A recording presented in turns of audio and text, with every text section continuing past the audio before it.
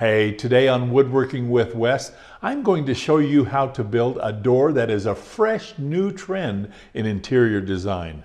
Reeded doors feature vertical ridges that create a textured, ribbed surface, adding depth and character to the design. Watch how these three styles come together. We're going to get started by actually doing the reeded panel portion of our door. Now, we're going to be using our magic molder, and I'm going to come back and talk about that in a minute. But let's talk about that tip that I was going to show you. First off, the tip, there's two parts to the tip, and I want to talk about. First off, make yourself a sample piece that is the exact width of the panel that you're going to be making. And if you're doing multiple doors, make multiple panels that are the same size. Even if your doors are a little bit different in size, figure out which is your widest door, cut a bunch of panels that are that size, because doing the reeding portion of this, doing it on your magic molder, doing a batch, there's the right word, doing a batch is much easier, and then you can go back and trim them to size. But let's get started. First thing you do is find the center to your panel. Here's our magic molder. It's all set up to the correct depth. I've already made one pass, making sure that I have it centered. I'm going to go ahead and I'm going to take my three panels that I'm going to be doing, and I'm going to make a center cut on each one of the panels. And then I'm going to show you how we space the rest of the cuts as we go along, the rest of the beads as we go along, and then we'll just reproduce that as we go through. Okay. As you run your panel through, you put it down, and you have to hold it down tight because you want this to be an even depth cut.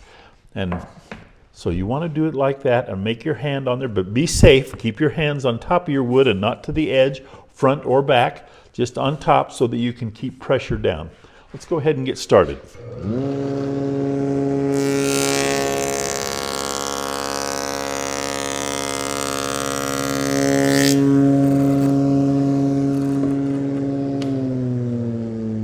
Just like that. And we'll do all three. You can see how the little magic molder lines up with the groove that we've already made.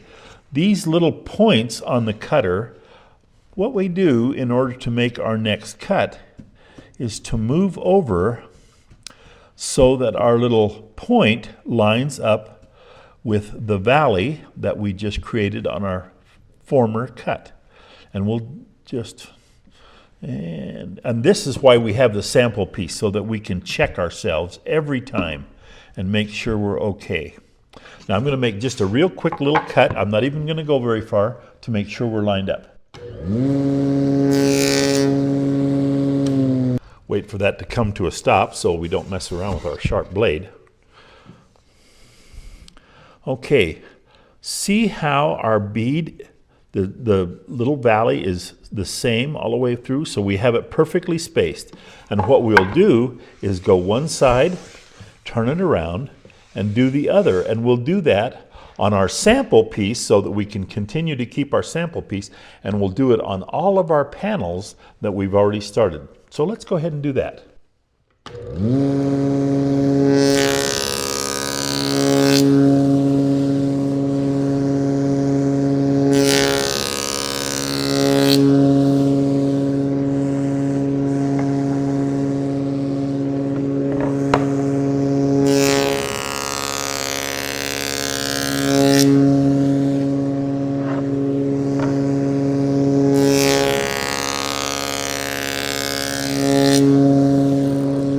See how our sample piece lines up with the panel that we were making? We'll go ahead and we'll run a few more of these. We'll come back and take a look at it after we get a few more of these done, and you can begin to see the reeded look that we're attempting to make.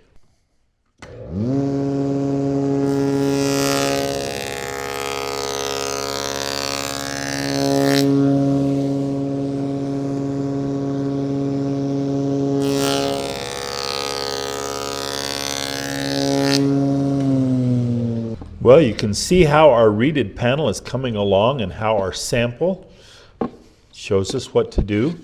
Now, when you get done with each pass, Then you've got to go back and reset your fence. It's a little time consuming, but this only took me about 5 minutes to do, so it really isn't too bad. But remember, again, you line up your points to the grooves of the bead that you just made. And it goes pretty fast, just like that. Okay, and then your sample piece. You make a little preliminary cut and make sure that it's lined up correctly, and you can tell by the spacing that it is. And then you go ahead and make your next pass on all your doors. Okay, let me go ahead and finish up. Let's come back and take a look when it's done. Okay, we've completed the reeded portion. Here's our sample that we used, and here's our 3 panels. I wanted to talk a little bit about the molding head, our magic molder that we used. Okay, this is what it looks like. It goes on your saw, and it has these heads that are interchangeable. This is the little head, what it looks like. And when you buy your magic molder, it comes with a list of all the different kinds of molding heads that are available. So all these little blocks right here that can be installed in your wheel, there's a set screw, an Allen screw. You unscrew that, it tips out, and you can put in your new molding head. There's actually one.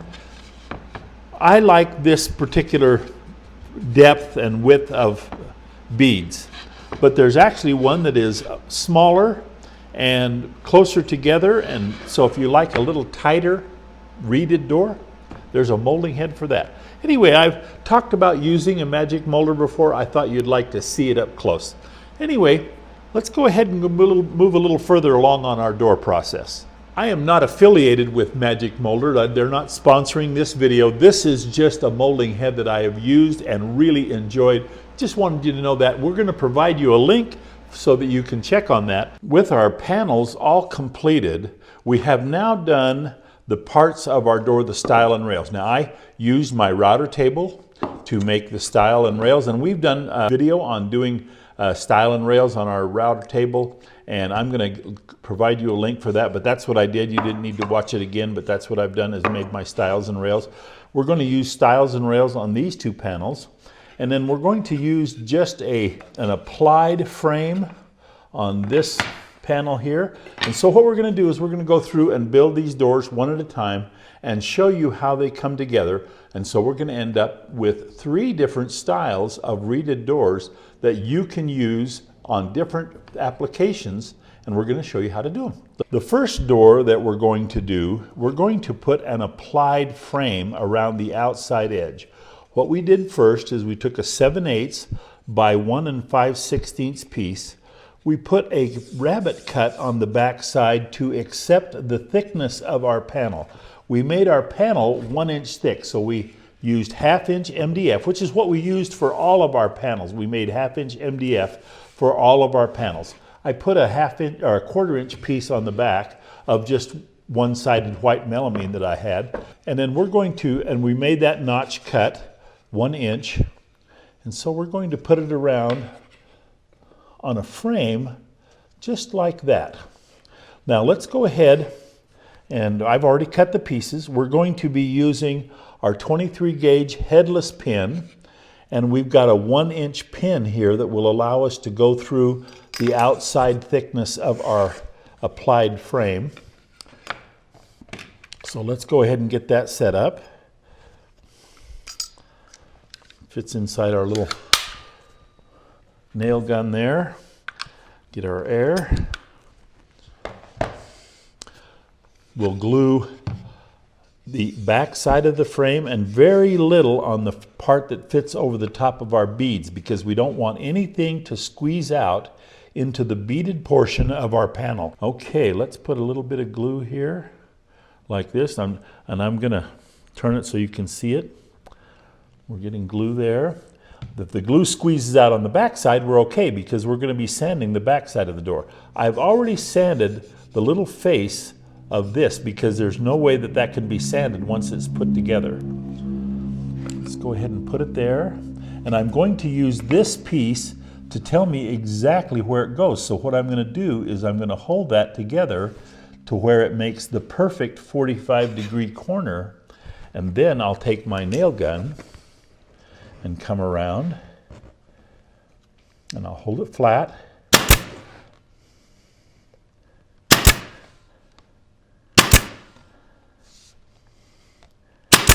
And nail it on. By using this, this tells me I don't have to measure because I have it exactly where I want it. And I'll go ahead and go the rest of the way around the door just like that. Right, with our door all completely assembled, I went ahead and I puttied any place that might need some putty. I puttied all the way around the back where it met the panel. I puttied my corners. Now it'll be ready to sand out. We're going to put an 1/8 inch round over on it, and it will be ready for paint. This is a very simple door to do once you get your panel done. This is a very easy, simple, and really quite nice decorative door. Let's go ahead and get started on one of the other ones. Our next door that we're going to do is going to be a stile and rail panel. Remember I told you we did our stiles and rails on our router table. We're getting ready to use those. I went ahead and marked a little squiggly line on the face of my pieces so that I know which side is the face. What I'm going to do, this lip on my stile and rail is 1/4 inch, and it's 1/2 inch to the bottom of the groove. So there's 1/2 inch total right there. Let me point that out a little better. Okay, so 1/4 inch, total 1/2 inch. 1/2 inch is the thickness of our material, our MDF core that we're going to use. What I'm going to do is I'm going to make a 1/4 inch notch 3/8 inch deep on the face of our panel so that when I glue this up, the reeds are going to be flush with the face of the door, similar to that right there. This will be hidden in the stile and rail deal. We don't need to worry about that. That's going to go away. But our panel is going to look very similar to that right there. The way we're going to get started, we know that our slot is 3/8 inch deep, and so I'm going to make a little cut all the way around our door, 3/8 inch in from the edge. I made a test cut. This was our piece that we used for our test sample. Remember we did that? I'm going to use that to make sure that my test cut comes out all right too. And I went ahead and made my cut. I measured it. I'm exactly 3/8 inch back to the edge, to the inside of the cut. So from outside of the door to the inside or the edge of that cut is 3/8 inch. That's the depth of the slot in my panel. So let's go ahead and make that cut first, all the way around.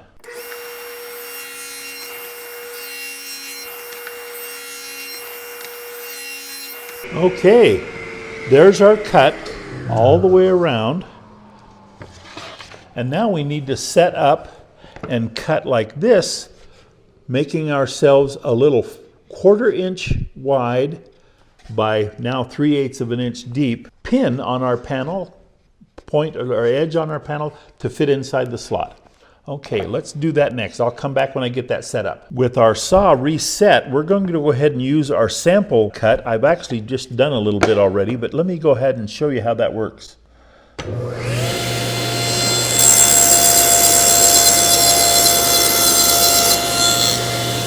And now let's show you how that goes into our stile and rail. And look at that.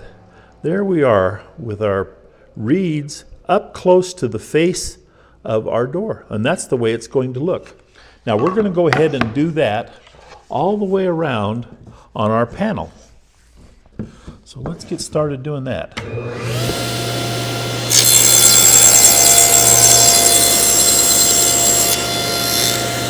Okay, I'll go ahead and go the rest of the way around, and then we'll be ready to assemble this door. For our stile and rail doors, we have our panels ready to go and stile and rail glue-ups just like we typically do on doors.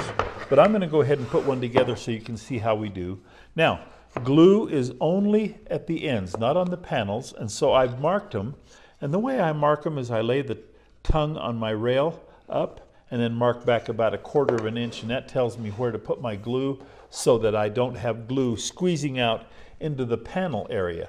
Now on this paint grade door, this is not as critical as it would be on a solid wood door, where you'd really have to make sure that you don't get glue on the panel because of expansion and contraction. Put some glue on the ends of our stiles, making sure we get plenty of glue but not too much to squeeze in the panel like I just got through talking about. And I like to put my pieces back to back like this so that I can do two pieces at once. Okay, and I have my pieces marked with an X for the front of my door. And we'll go ahead and put our rail piece in.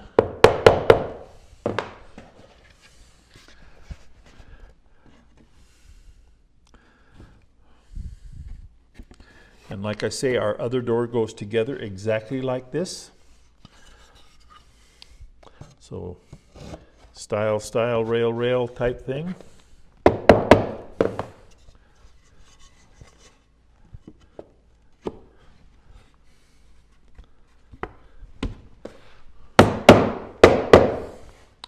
And then let's bring our clamps over. And if you've watched any of my videos on doors, you've seen me put doors together, but I just want to make sure that anybody who hasn't sees how I do it. I make sure that my one end is flush the stile and rail is flush, and then I clamp it and make sure that it's tight down against my bar clamp. That helps keep my door flat. And I come around to the other end, make sure it's tight. Okay, same thing.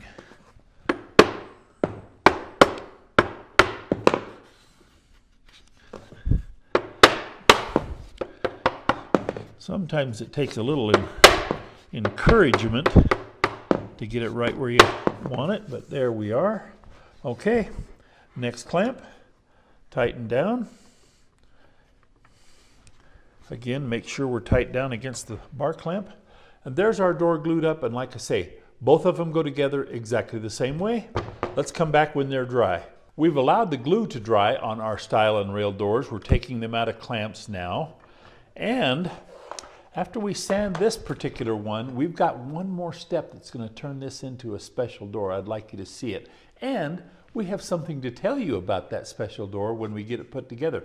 Let's get started on that. Well, we've got our stile and rail doors out of clamps and sanded with a nice little edge on them.